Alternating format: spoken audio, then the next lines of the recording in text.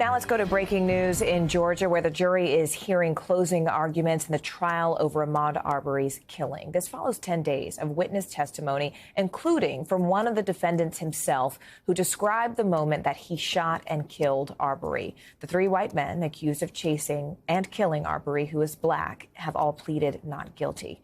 Let's go in and bring in NBC News legal analyst Danny Savalos, as well as NBC News correspondent Cal Perry, who is on the ground in Georgia for us. Cal, let's start with you. What's the latest from the courtroom at this hour? What are we hearing so far? Hey, Morgan, good afternoon. So Jason Sheffield, who is one of the defense attorneys, is speaking right now. This is part of the defense's closing arguments. We heard already from the prosecution, from the state, that laid out their closing arguments. We heard from Linda Donikowski, who is the prosecution for the state, and she took great care to lay out some of the terms that the jury is going to take home with them, like citizen's arrest, making it clear to the jury that a citizen's arrest can only take place if you witness the crime, if that crime is a felony. Neither of those things were true. That is really what she wanted to leave the jury with. I want to play for you a little bit of sort of her closing argument as she took a step back and presented, as she put, sort of the state's view. Take a listen.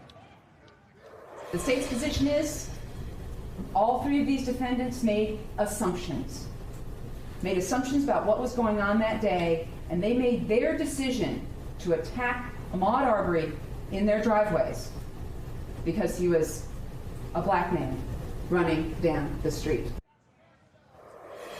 Now, Jason Sheffield, again, the defense attorney, and I'll let Danny speak to this as a strategy, seems to be talking in very kind terms about the way that the defendants came across Ahmaud Arbery, that they tried talking to him, that they were being completely reasonable. That is the picture that he wants to paint.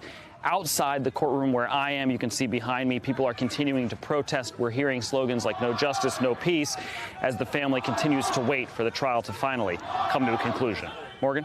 Cal, I have to ask you while you're on the ground there, no justice, no peace. You know, I've been hearing from people who are on the ground in Georgia saying they don't want this to color how people view nationally this town and the feelings there.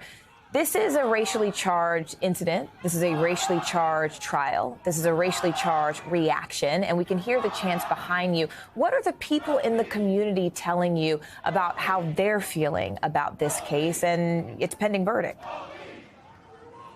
Well, I think first and foremost, what you're saying, absolutely true, that this community doesn't want to be defined by this trial, by this incident, by this very violent incident, right? And we hear that across the country in so many of these places like Kenosha, like here in Brunswick, that these communities have this own identity. Right now, in addition to that, Morgan, I think you've done a great job of laying it out. This trial has such clear racial overtones, right? And that's why the Black Party Panther is behind me. That's why they're out here today making their statement, and there's just no getting away from that, Morgan.